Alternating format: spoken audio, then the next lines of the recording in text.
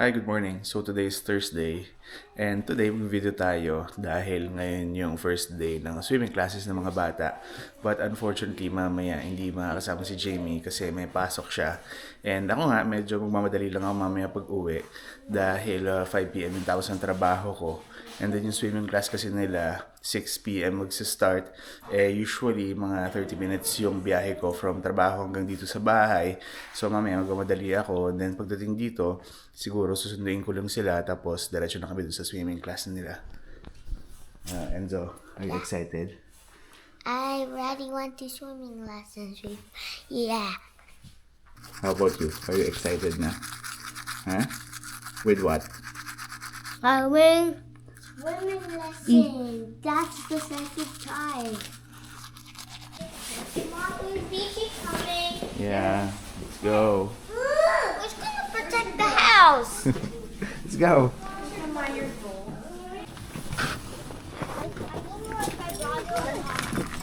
Mommy, where's my bag? Here, it's with me.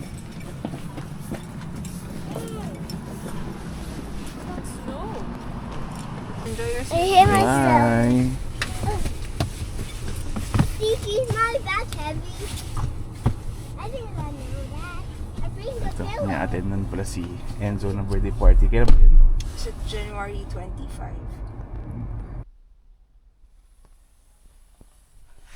Yan, so nandito na ako sa trabaho ko. So, pasok na lang muna ako. Yan, at least hindi na ganun ka-yelo yung dinadaanan. Ito, lunch break ko na. Hindi naman ako usually kumakain ng lunch. Pero today, exception lang dahil mamaya nga mahaba pa yung araw natin and hindi ako kagad makakain ng dinner dahil may swimming pa nga yung mga bata. Ngayon, kain tayo.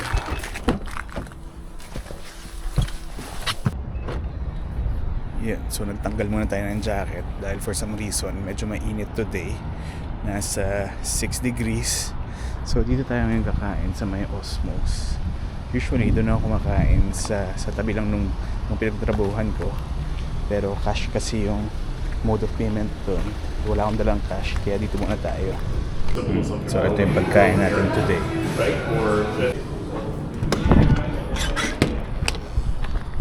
Yun, tapos na tayo kumain. Yun, at least medyo mainit pero nakapagtaka lang. Kasi I don't remember na merong ganitong klaseng temperature last year na around January. Bukas nga ang forecast 12 degrees and then next week parang halos lahat positive. Balik na tayo sa trabaho.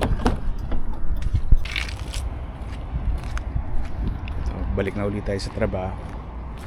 Pero hindi ko na nga dinala yung jacket ko dahil medyo mainit na nga. Yan, tapos na tayo. Pero kailangan na nga natin magbandali dahil hindi pwede malate yung mga bata. Kasi 30 minutes lang yung swimming class. Kaya kapag na-late sila, nababawasan pa. Tsaka baka magalit yung dalawa dahil excited pa naman sila mag-swimming. Kasi it's been a while na since na last na nakaswimming sila.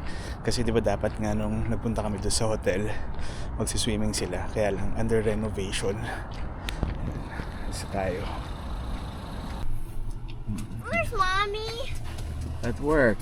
Yan yung mga swimmer namin. I could swim. Yeah. I could pick up mommy. No. I could just learn how to swim first, and I'm gonna pick up mommy. Yeah. Let's go. Dito na kami sa community center. Ito yung dalawa, ang daming request eh. Pero tama nga naman. Baka kailangan nila ng goggles. Ba't naka-shorts yung dalawa? What are those? They're like, no!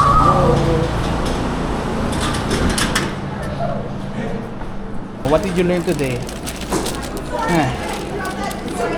What did you guys learn? Swimming? Swimming. Gutom na. Yan, tumawag kasi sa akin si Jamie kanina. Mukhang malilate yung bus niya. So halos sabay lang ng pagtapos nila rito. Kaya nagpapasundo na lang siya. So ngayon, ikot uli kami. Sunday naman namin si Jamie. Let's go. Let's pick up mommy. Okay. First guy.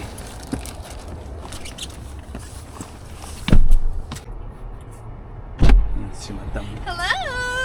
Hello. How are you? Sandali lang. Ha? Wait. Bakit? Siyempre nagmadali ako kasi sabi mo, malapit ka na. Hindi ako naganda.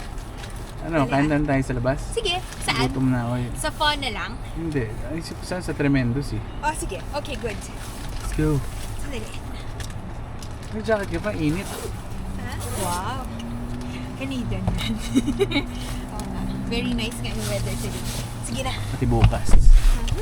Spring na nga daw. Okay.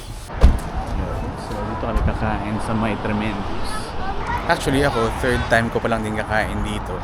Pero sila Sarah kasi, tsaka yung mga bata, hindi pa nakapunta rito. Kaya pasubok natin sa kanila. Wow. Are you in? Ano, tinanong mo sa kanila kung ano natutunan nila? Yes. What did you learn? Ano natutunan nyo? Sa swimming. I learned how to swim. Paano? And then I got in the float. I just did this. And then I was relaxing. You're Relaxing? Ikaw? I just put my face in the. So first of all, when I stretched my hand and then I had to swim like in the water. Then I was like swimming like You were doing that? yeah, Like ano? like lying down and I was swimming. Ako? Talaga ba? Oh, Opo! Grabe, walang tao ngayon. So, ganun ata kapag weekdays. Oh, the last time dito rin kami umupo eh. I'm supposed to sit there. I'm supposed to sit you, mommy. You move there. We went in the water. Like that? Yeah, then we had to go like this. Oh! And up there, then we have to like fall down like this. Really? Pero And napapabili sila ng goggles. Sabi, kailangan Hindi, sabi nito dalawa. Oh, why? Why do you want goggles? Because so I could see in the inside. Because the water. when I open my eyes keep hurting. Oh. Because I just want to open my eyes in the water. Underwater. Okay. Yeah. What else? That's it? Yeah. Do you think you'll enjoy it? Okay. Gutom na ako. Akin yung pinaka-pulo. Yung mga karo kasing gutom eh. Grabe ka. What do you call that? What do you call that? Dumpling. Not dumpling, tama, in spring roll. So, ito yung order namin. Fried rice, sweet and sour pork. Ito, yung pancit How did you know that's a spring roll? Tapos may free siya na spring roll. And then may kulang pala dalawa. Oh, did you like it? No. It's hot though. Ito, hindi ko alam kung ano to. Ano ba yan? Shrimp with lobster sauce. Yan ba yun? Tignan natin. Daddy, hatid mo kami Saan? bukas. Ha? Saan? Kasi late papasok ko doon. Diarrhea. Mommy. Yun, so tapos na kami kumain. So, dun sa in-order namin, wala kami naubos. Kaya ang dami namin take out. Next Kasi- time, alam na natin. Ayun nga, kasi pang-apat na tao yung in-order namin. Kasi parang set menu siya. Meron siyang 4-2, 4-4, 4-6, 4... Ilan ba? 4-3 meron ba? Sabi mo. Yata. So dapat pala yung 4-3 lang yung in-order natin. Para 3 ulam lang. Hindi natin nasabi na pang-free lang pala yung chan natin. Yun nga. So, pero okay lang. Para at least meron kaming baon. Or meron kaming pwedeng kainin sa bahay. You should put it down in the car. Enzo. Yan. So, nandito kami sa bahay. Pero maliligo muna kami ito mga bata. Dahil kanina, nagbanlaw lang sila. Yan. So, tapos na nga kami na maligo ng mga bata. Pero inabot kami na magti 10 PM na. Kasi si Jamie, kausap pa yung mga makakasama namin sa Edmonton. Kasi mukhang hindi kami lang, tsaka nung kaibigan ko nga na si Princess, yung matutuloy dun sa bakasyon namin sa May. Mukhang marami pa kami makakasama ng mga kabatch din namin. Nung high school kami, una si Sharon. Nakabarkada ko Oo, nung high siya, school. taga Saskatoon siya sa Saskatchewan. Yes. Pero maglo-long drive siya papuntang Edmonton para Pero- magkaroon sila ng mini reunion. Kaya nga. And then yung isa pang batchmate namin na taga Nova Scotia. Na Hindi pa sure. recently lang namin nalaman Oo, na nasa nasa Nova Scotia pala pala siya. Yun. Pero hindi pa sure.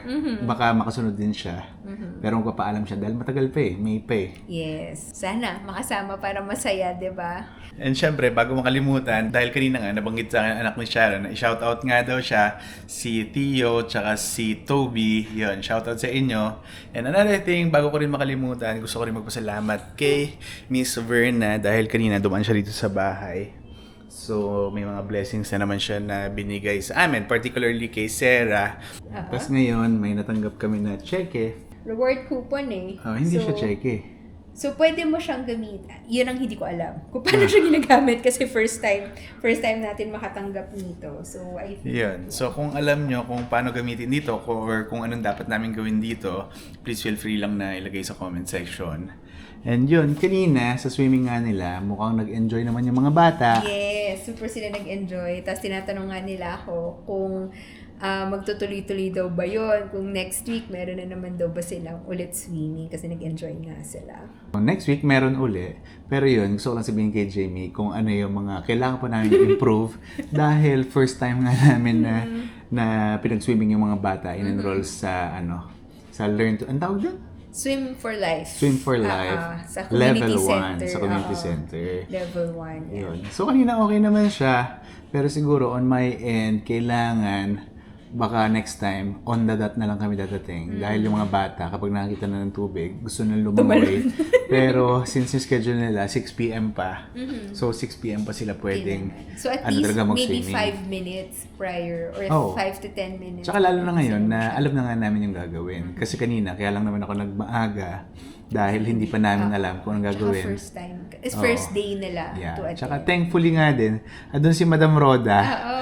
So, in-assist niya kami kung anong gagawin dahil si Madam Roda, veterana Experience na yan doon. Oo, anong level na ba yung mga anak niya? Level 6 na Level ata 6 eh. na. Okay. And secondly, ano ba yung mali na nagawa natin kanina? Dapat yung dinala natin damit. Dapat t-shirt na lang. Kasi nung after nilang maligo, syempre basa sila, parang nahirapan sila isuot yung long sleeves nila dahil dumidikit. And thirdly, wala tayong dalang plastic. So yung basang damit nila, piniga ko lang tapos diretso ko na sa bag nila, binalot ko na lang doon sa towel na ginamit nila.